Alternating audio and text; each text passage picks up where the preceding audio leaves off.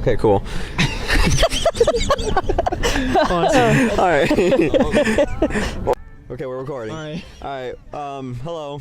You probably didn't expect this. You Yeah, probably no. expected one of the crappy Photoshop backgrounds I usually make, Yeah. as well as our audio, which hopefully most of the time works, and hopefully this one will as well. Well, usually we're in a studio. I almost This isn't how we swore. always make it. Yeah, I almost swore, by the way, so I gotta beat that habit. Yeah. If you can't tell, we're not in a studio right now. Yeah. We're not. It's pretty.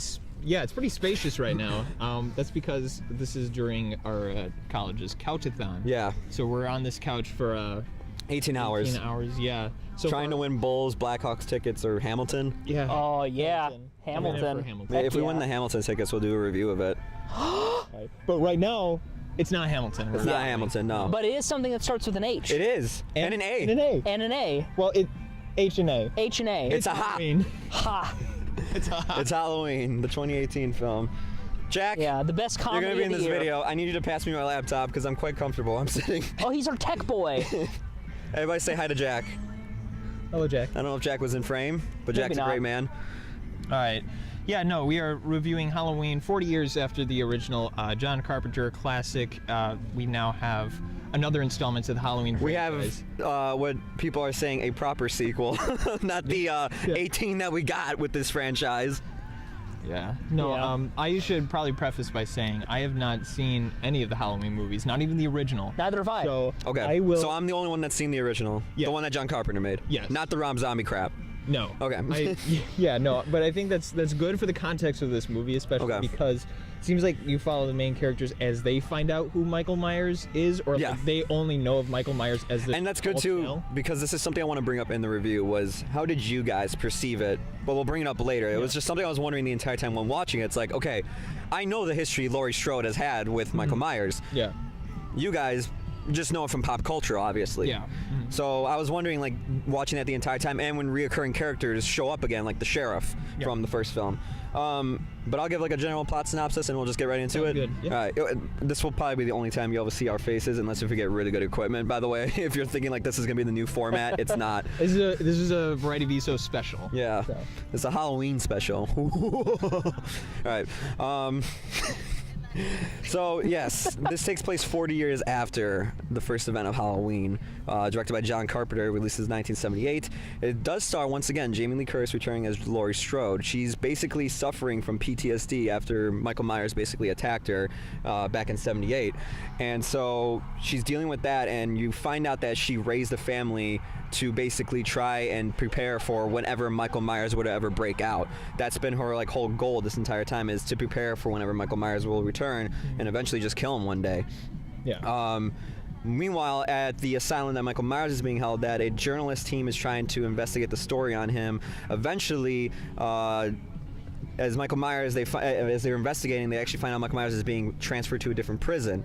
During that prison transport, he breaks out and heads back to his hometown, where him and Laurie Strode are trying to basically find one another and just kill one another. Yeah. And that's basically it. I mean, it's just your typical slasher film, but I mean, I guess if you want to start with the positives, I mean, Oh, yeah. because I want to get this thing rolling, because I don't want to stay out here too long, and plus Matthew's got to get going. Yeah. So The one thing I want to start off with, I mean, is this is actually, to me, a unique concept. I don't think it's anything original. I'm pretty sure a horror film's done this before, but it's not done often, to where you have reoccurring characters come back from a horror film where they suffered from such trauma, like seeing people get killed, their best friends, family members, and actually having PTSD from it. Like, you don't see that too much, and that was like probably the biggest thing I loved about this movie was Jamie Lee Curtis's performance and actually selling that whole thing that she suffered from the events back in 1978. You know, I definitely say that's one of the strongest parts of the movie is Jamie Lee Curtis as the leading woman in this slasher. She delivers a great performance. and just the entire time, every time she's on screen, I can only think, man, that is the coolest woman I've ever seen. Oh yeah, no, she has a demanding presence. She definitely has the 1980s like Ripley, Sarah Connor thing going, being like this older badass like absolutely. chick, basically, or woman, I should say. And like, you know, for I think Jamie Lee Curtis is 63 years old. Really? And for 63, I mean, she sells it. She sells, like, you know, she's been preparing for the day Michael Myers is gonna break out, and like she sells it with her performance, and just just how badass she was, basically. Definitely. Yeah, no. She's, of all the actors in this film, she's definitely the top tier, and I think she actually does a good job, not only just like performing in general, but I think it's kind of unbalanced, I'd say, to where like she's definitely the top part, but there is some, we'll get to that in like some negatives, I'd say, but she's definitely one of the best performances in this movie is from Jamie Lee Curtis. Yeah, she was really when I walked out of the theater, her part of the film was what stuck in my mind the most, and her journey. And if I have any, if there's any negative qualities that I would connect to this film, it would be perhaps that I wanted a bit more of that, or I wanted to delve deeper into that. Yeah, no, I definitely think I only have like some like minor annoyances, I guess. I'm not getting into the negatives right now, but I definitely say that like the positives of this movie definitely outweigh the negatives. Yeah. Because it feels like we just detailed the plot for you. The first like act of the movie, I guess, the first half hour or whatever, first 20 minutes, isn't that interesting to me, I guess. It felt kind of boring. I was kind of in the same boat as you. It wasn't because like the first 20 minutes there's nothing really horror going on, and that's not why it was just boring. It was a lot of setup and a lot of exposition. Yeah, it's introducing these new characters because we should probably say this. The movie also follows Laurie Strode's granddaughter and daughter as well. Yeah, Allison Strode? And Karen. Allison. Karen's played by Judy Greer, and Allison's played by, I think this is a new actress, Andy Machichak. The granddaughter.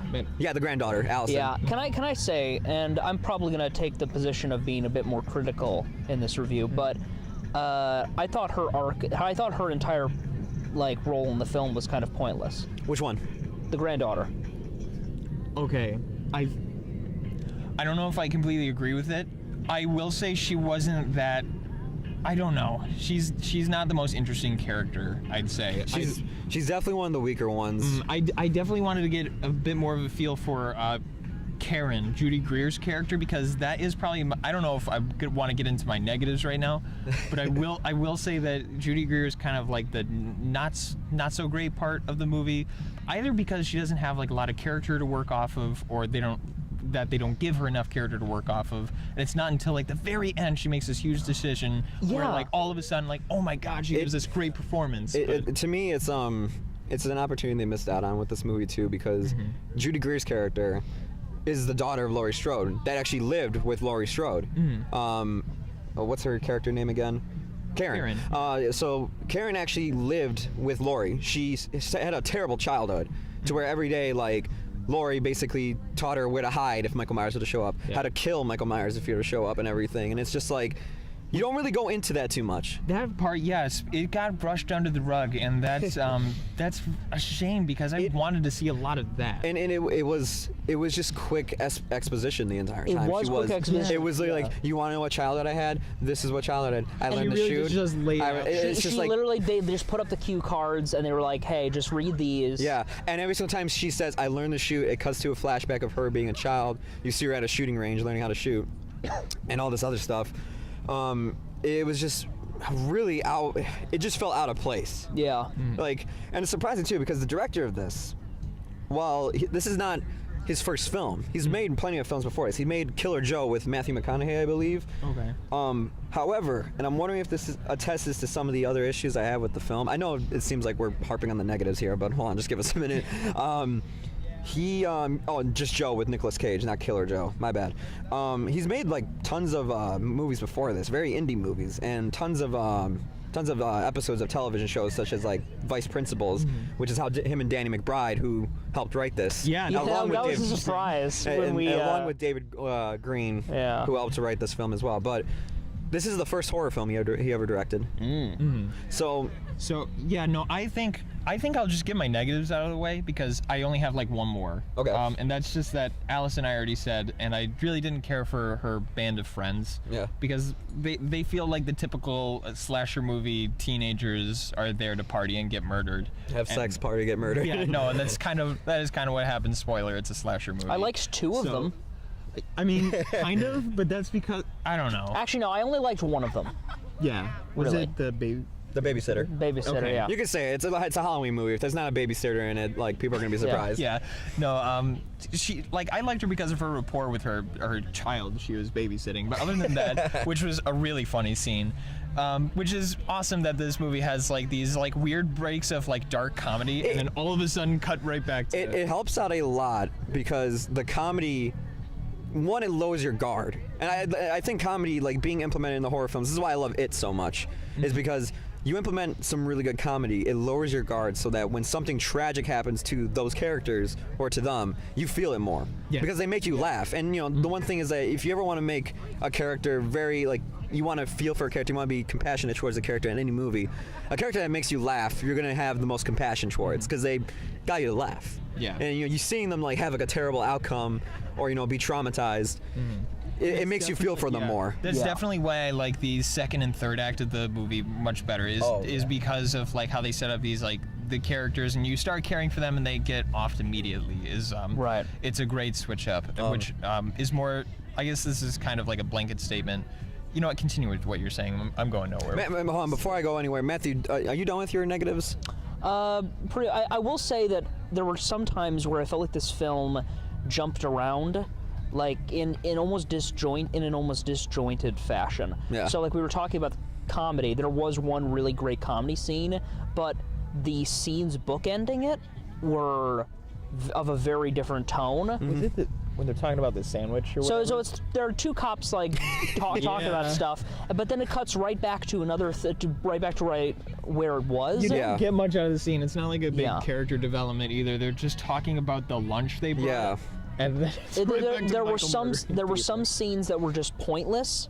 Well, some arcs that were just pointless, but then that didn't really contribute to liking the characters more. Some shots that were pointless, and then there were some stuff that worked, but would have been better had it been in a different place in the film. Did you notice there was a lip sync error in the movie? I saw near the When? beginning. I don't know if that was part of the film or our theater. It's like a big thing, I think, with ADR, like in post. Yeah. Like say a line, and then like when they're editing, they're like. There's "No, a this is person that like important said a line like, "Oh yeah, I'll be there," and like this is their mouth. I was just like, wait, hold on. Is that at the I didn't beginning notice with that. with the podcast people? Because that's where I noticed it. The guy No. said something to. Yeah. No. It was that. It was that. He Yeah. said something to Lori, but it was not at all what his mouth was. Oh, I didn't notice that at all. Yeah, Yeah. that was a weird thing. I was like just watching his mouth and all of this. That's a tiny ADR thing, but it was pretty noticeable. So I remember that now. Yeah, but so I guess in terms of negatives, do we have any more negatives? Matthew, did you wrap up? Because I'll give mine real quick, and then If I think of any more, I'll say it. But I enjoyed this film, so yeah, let's move on to the positives. Yeah, well, after your thing. Sorry. Hold on. I thought you were as the veteran here of Halloween.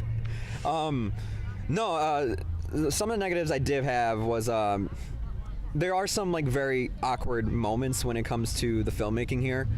Like we were like talking about, there's just a lot of weird technical like shots, having a shot just cut abruptly, or having a scene just go on way too long. And I was just sitting there thinking the entire time, like, man, for a guy who's directed so much, why is he doing this kind of stuff? And there are moments too where it's like, I'm surprised he let this slide past in a horror film, because there were some cliches that happen in a lot of horror films that you try to avoid, such as people slipping and falling. Yeah. And it happened in the film, and it was just like, man, there's just some moments I'm like, a typical horror movie director would find a way to do this better. Because there's a character that slips in this movie. I don't know what the hell she slipped on. Yeah, I have no idea. She just slipped.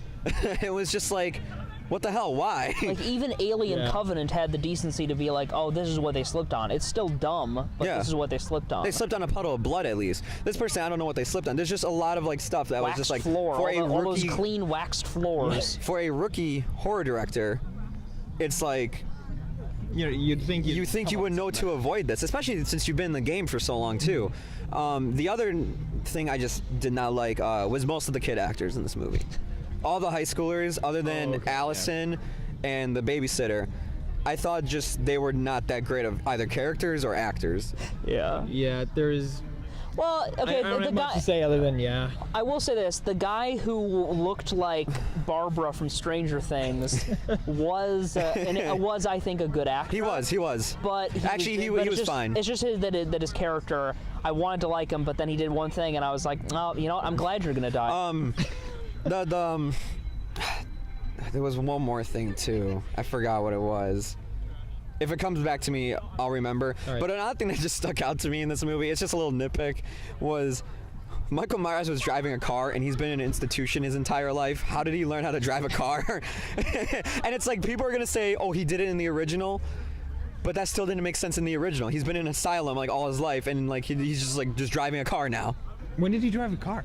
I don't remember that. Was To get to the gas station where he gets his mask back. Oh, you're right. And then he drives back to the town where he grew up. Also, can I appreciate the little tiny glimpses of like Michael Myers' like actual face? That was cool. That was Yeah. really neat. Now, Those are neat little all right, details. if that negative comes back to me, we'll get into it. But I think we have way more positives Yeah, than negatives I here. don't So even have like a lot of positives. It's just these positives stuck out to me the most, Yeah. and like pretty much encapsulate why I like this movie a lot. I was on the same board with you, where the first 20 to 25 minutes were really slow, and it was making me worried because I was hearing such great things about this, and I'm like, yeah, no, I was not married to the movie first 20 minutes, and I was a but little worried too. this is definitely one of those movies. The longer it goes on, the better it gets. Oh yeah. It gets. It's not one of those where it's a slow burn and then the third act hits and then it's good and I forgot that the rest of the movie was kind of crappy. It's definitely, it gets progressively better and pretty consistently too. Yeah. Just wish they kept that energy at the beginning as well. If you want to know exactly where it picks up, it's the most obvious point is when Michael Myers gets back his mask. definitely. When like he does that, I mean, the film just takes off. I'd say even before that, when you realize something's wrong, when you like the bus crashes. Oh, actually, yeah. That's when it's like, okay, now this is really interesting. This And is really awesome. While Laurie Strode's, Jamie Lee Curtis's performance was the best in this movie, I would say Michael Myers is the star of this movie. Definitely. He's definitely like the person that everybody's gonna be talking about because this is probably the most deadly I've seen Michael Myers be in any of the movies. Definitely, yeah. The gore in this, it's not from the days of the David Cronenberg where the gore was great and it was good for the 80s, but I mean it's I would say at this rate It pushed the limit on the 80s. it pushed the limit, but I would say to today's standards it's dated. It's still surreal and disturbing and it's effective still, but it's not as, I guess, like realistic or by any means. It takes on more of that surreal quality. Here, when somebody like gets like just butchered or someone gets like their head squashed at one point, it's visceral and like it's not gratuitous violence because there are some scenes where they cut away or they don't show you how the person died. Anytime always it's show it. gratuitous or like gory, it's to a character that deserves it, like that we want to see that happen to because they're just a prick. And it uses those fatalities sparingly in Yes. a way that it's. I don't want to say classy because it's a lot of people getting murdered in very brutal ways, but killing the innocents. Not Like, okay, there's a fantastic scene, and coming off of Daredevil season 3, where there's a one-shot action sequence. Yeah. There's a one-shot horror sequence in this. There's only one cut that's visible in it the entire time, but then it's two very long shots of you're seeing how Michael Myers gets into a person's house, and like you seeing like her window, I think. Yeah, you're seeing it, like he kills two people in this sequence.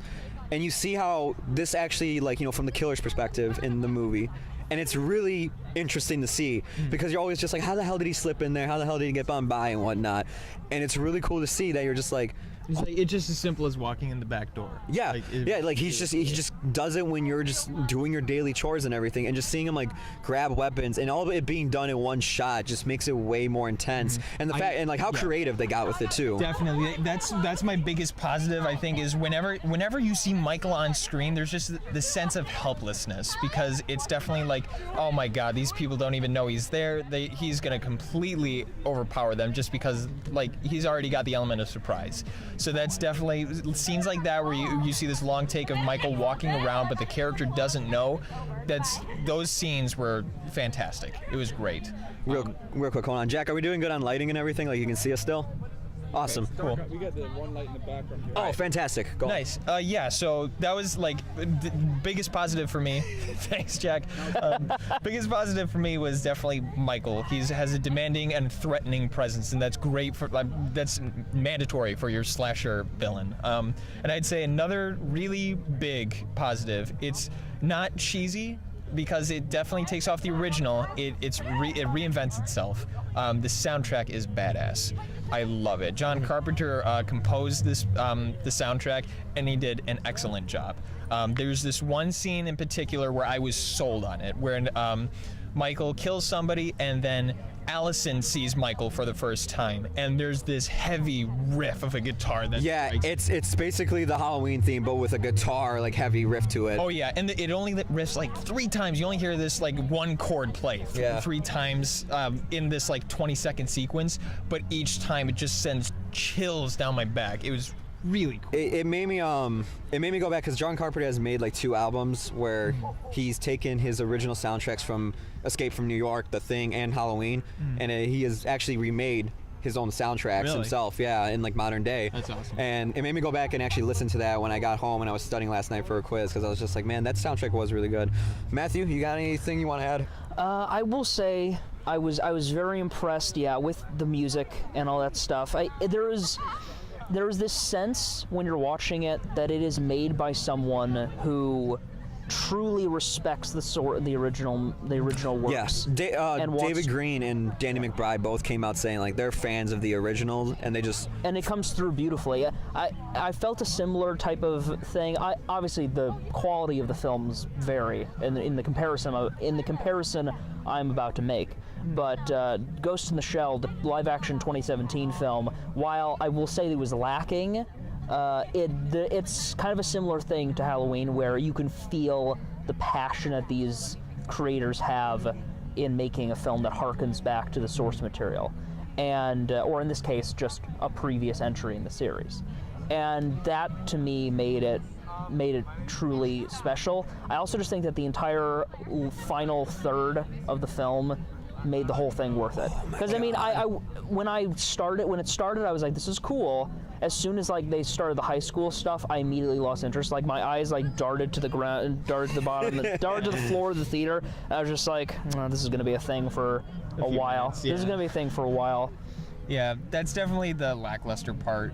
Don't mean to like keep harping on it, but anything with those high school kids, it does drag down the film. Like anytime it cuts back to any of those subplots, you're just like, other than the babysitter, other than that, and Allison, I think and Allison, because of just the connection she has to the plot. I will definitely. That's something worthwhile throwing in. I don't necessarily care for Allison's character. I feel more for the connection that Karen and Lori have to Allison. So that danger where it's like, oh my God, my kid is out there. Michael is out there too. It does a great job too at this whole like thing that monsters create monsters, and just seeing how like a family just became monsters because one monster affected the mother, and how it just like kind of spiraled down. And now by the end of this film, you're like, okay, what new monster is going to be created if they were to make a sequel, which I'm hoping they don't. I think this is like a good place to end Halloween, honestly. I know we just got a new one and everything. They don't give like a cliffhanger, but they do kind of leave it open. They do, yeah. But I think it's a nice... That was it. That was actually the negative I had, was it wouldn't make sense if Michael Myers were to return in a sequel, basically. Because it feels like that's like the whole character arc, especially with Laurie, I feel like that's completed. Yeah.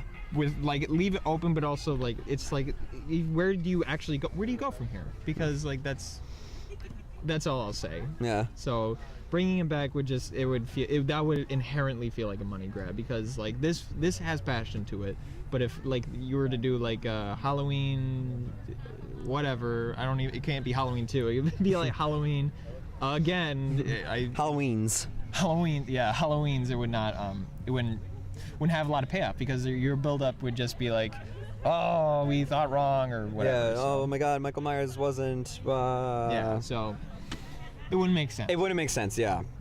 In fact, the whole thing I'll just say is just like the way this film ends. It feels like it's a completed story and that you don't have to continue it anymore. if we were to- especially with any of these characters. If you were to keep going with the story, it would be about just the rest of the characters and like how they live out the rest of their life, which you don't need to see that Yeah. story. Yeah, realistically. You know who was another character I wasn't the biggest fan of? Was the new Loomis, as they say in the film. Loomis was the original psychiatrist that takes care of Michael Myers that meets Laurie Strode when in '78.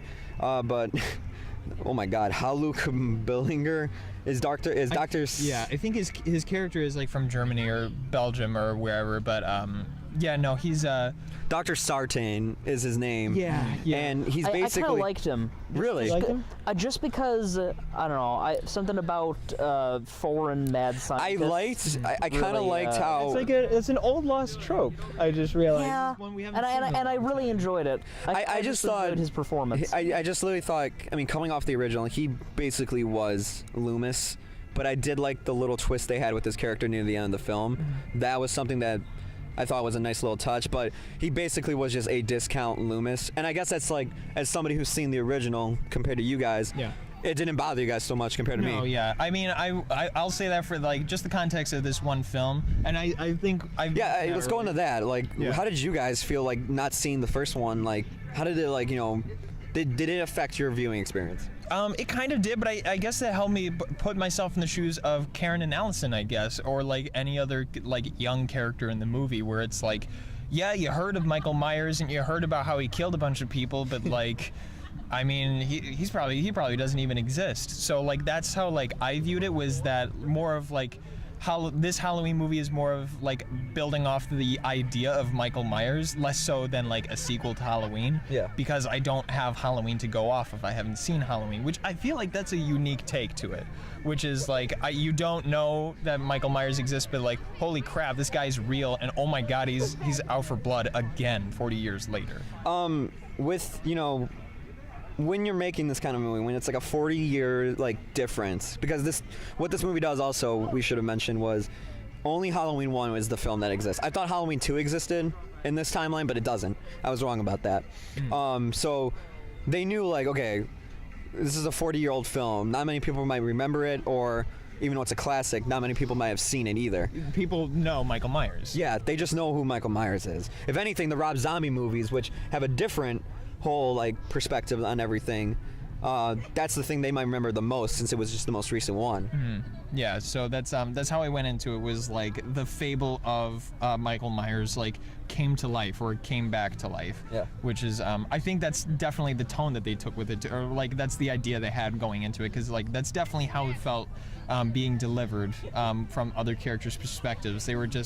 They knew something happened, but it's like, yeah, I feel like some details got exaggerated there. Did he really butcher all those kids? I don't know. Like, these kids went missing and somebody got arrested. And then you see the events play out, you're like, oh my God, this guy's real. Yeah. And he's like doing it even worse this time. Once again, I hate, and I'll go back to a positive, something that Matthew was touching on.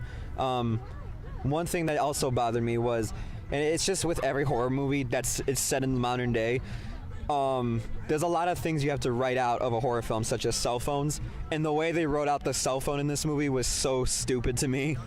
It was like, are you kidding me? Like, that's how you got rid of the cell phone? Well, also the fact that it was clearly still working, and then she just didn't go and Yeah, I know. Retrieve it? Yeah. No, that was... They acted like it got broken, but it obviously wasn't. You can actually hear it still ringing, and like the screen is on and everything, but the character walked away from it, and it was so stupid. It was just, okay, you know you're gonna need that, come on. And like when the characters like are assumed to be a certain thing, they usually are. It's like oh man, I wonder if the boyfriend who's like who is supposed to be kind of a bad boy is gonna turn out to be like a sweetheart. No, he's a jerk. bad boy. He's a jerk. But yeah, let's just touch on the third act. How awesome it was, and probably is what made me go, okay, this is worth the ticket price alone. Oh yeah, no, that whole segment is just Jamie Lee Curtis and Michael Myers on screen, or I guess Laurie Strode, I should say. Laurie and Michael having this intense showdown. Where there's like only the soundtrack is used sparingly. Yeah. It's just you just see Laurie wander through this interior setting, like going room to room searching for Michael. It is you're on the edge of your seat the whole time, and only subtle like sound cues kick in. I was gonna say too that Laurie Strode is like the doomsday prepper of Halloween. I mean, a horror film. Oh yeah, the construction of that house alone, it was incredible. Like, it's the type of preparedness that you want from someone who's in a horror film, but she's also just vulnerable enough where there's still tension, and that confrontation is incredible. If I have any complaints, it was that I wanted, you know, Laurie to get have a bit more of an arc, because it feels like there's certain things that are like hang-ups with her character, and then it feels like right at the end, it's like, oh, it's resolved.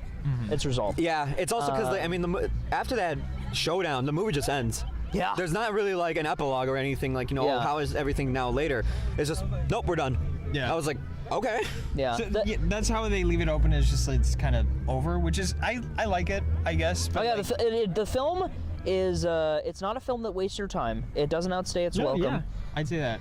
Other than like a first act that kind of drags, I mean, like I enjoyed it well enough. Yeah. And just I just want to touch on Jamie Lee Curtis a little bit more because I feel like we didn't really do that too much yet. But yeah, I mean, the whole thing of her having PTSD from what Michael Myers did to her is to me is my favorite parts of the movie. Anytime anybody like talks to her, like, you know, are you okay? Are you like right in the head? And then like she turns around with like crazy eyes and like has a gun in her hand and she's like, no, I'm fine. What are you talking about? It's just like she completely sells it. I mean, like you really do feel for her, especially in moments where it's like she sees Michael and she almost starts breaking down and like shaking because of like how scared she is, yeah. and then just mans up like when it's time. It's just like it is such a great performance from her. And like to me, I mean, I posted this on Facebook last night after going on a terrible rant about how our audience was the worst audience to see a horror film with. Oh boy. But I basically ended up saying Jamie Lee Curtis is still the horror movie queen in my eyes. Yeah. no, definitely. She gives Sigourney Weaver a run for her money, I'd say. Which is saying something. Yes, definitely. That's what you just touched on with.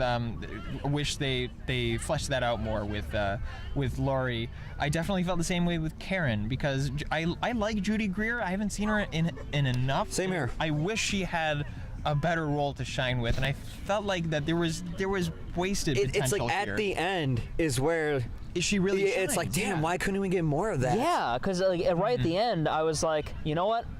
I forgive you for that really drab line read that you gave at the earlier. Yeah. Any scenes with her and Jamie Lee Curtis were really interesting. Yeah. Because there's some really good history there that you want to know more about, and you barely get any of it.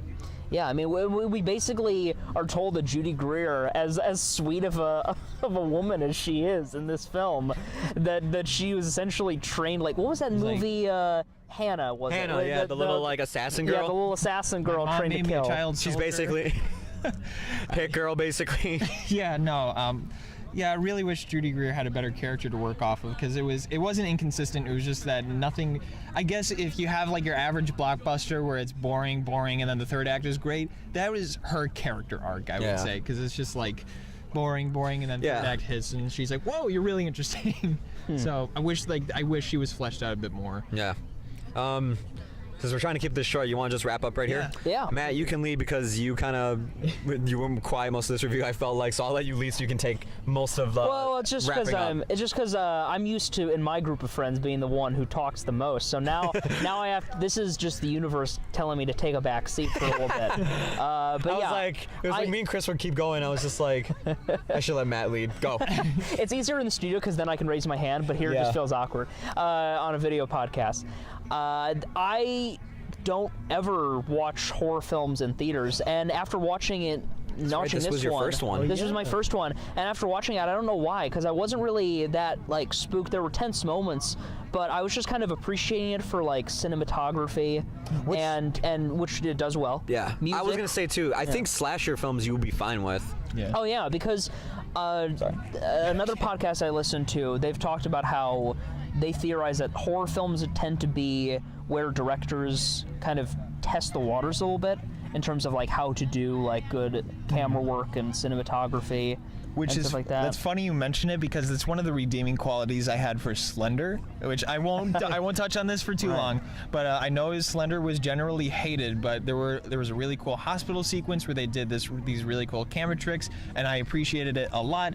Didn't match up with the rest of the movie. And the rest of the movie was garbage. I bet you that director might go on to do something in him, and Pretty you'd be like, interesting, "Ooh, yeah. that could be good." So I'll have to see more from that director. Yeah. But it was just something I felt like that was interesting that you pointed that out. I mean, that's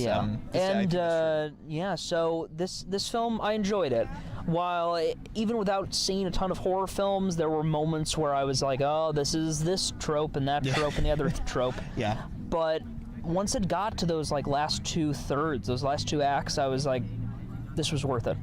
This was worth it because I kind of felt like, even with as terrible of an audience as we saw it with, there was this sense of this is the horror movie watching experience where you're just like, I wonder who's gonna live, and I wonder who's gonna die, and that type of thing. Yeah. What would you grade this? I would grade this solid B. Solid B. Solid B. You want me to go next? You know, it probably makes sense if I go next, since it's your show. I'd say definitely like I said, we've harped on it too much. Some less than favorable characters that we get too much time to get to know. Not a great first act, but once we get to see Michael Myers, he just steals the whole damn show. And Jamie Lee Curtis is not phoning it in. She is pulling out all the stops for this role. She does a great job. And it was very intense whenever Michael is on screen, whenever Jamie is on screen. They both have a demanding presence, and I appreciate it so much. So I'd say I'm teeter-tottering a bit because I don't want to just be willy-nilly with the grade, but I'll say a solid C+ or a B- for Halloween. All right, awesome. Hello, Matt. Other Matt, because this is Matthew, who's on camera. He's bringing us supplies for the Couchathon. Yeah. There he is. Thank you very much. Yeah, for me, I mean, going into this, one of my friends texted me and he said, "Dude, I think this is the best horror movie of the year, and I think this is better than the original." And I disagreed with both. I'm trying to remember the horror films I did see this year. It actually might be the best one now that I think about it, because I'm like, okay, there's Slender, Truth or Dare, so this might be the best one. That's a Quiet Place. So this wasn't the best one. We're gonna do the saltine cracker challenge. Each team needs 1 person. Cool. We'll have to edit that out. We're good. Okay, we're fine. I won't. That one's fine. But yeah, but this, to me, this is the best Halloween sequel I've ever seen. Because Halloween 2, even the one that came out after John Carpenter's, while it was written by John Carpenter, it wasn't as good. It was the best one we got at the time, and then all the ones after that just kind of kept going down. Right. I'm not going to count Halloween 3 since that was trying to be its own thing, because they tried making Halloween into an anthology series, which I thought was going to be an interesting direction, except fans were like, "Where's Michael Myers? This movie sucks." It's sad to see that it didn't play out like that, but this is the best of the Halloween sequels, including the Rob Zombie remake. I mean, I actually think that one's decent. I think this is better than that as well. Jamie Lee Curtis is amazing. Michael Myers steals the show, even though he's quiet. It's just, I mean, mainly his kills are just crazy. Get real quick. Who's credited as Michael Myers? Because you keep 2 guys. It's 2 guys. Oh, really? Yeah, I mean, he's credited as the Shape. That's kind of the mythology name to him. It's James Jude Courtney, which is basically the guy when he's wearing the mask, doing all the stunt work basically.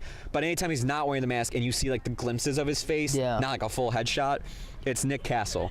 So it's those 2 guys, 2 huge guys, humongous, to where I mean, when they do some brutal stuff and you're just you feel this dude probably has superpowers, and I believe it from how huge he is. But yeah, I mean, it was everything I want a Halloween sequel to be, basically. And I really like the addition that they took an aspect of going, okay, what do we do with a character who experienced such a terrible event, and actually show progression of that happening in their life, actually showing them to, continuing off of seeing best friends and family members die. Where do we go taking a character like that? And most of the time in horror movies, they just kind of brush it off, and then they're just dealing with the same event again. This was really interesting to see somebody actually have fallout from it and experience PTSD. So I mean, Jamie Lee Curtis was fantastic. Soundtrack was great. Cinematography was great. Kills were great.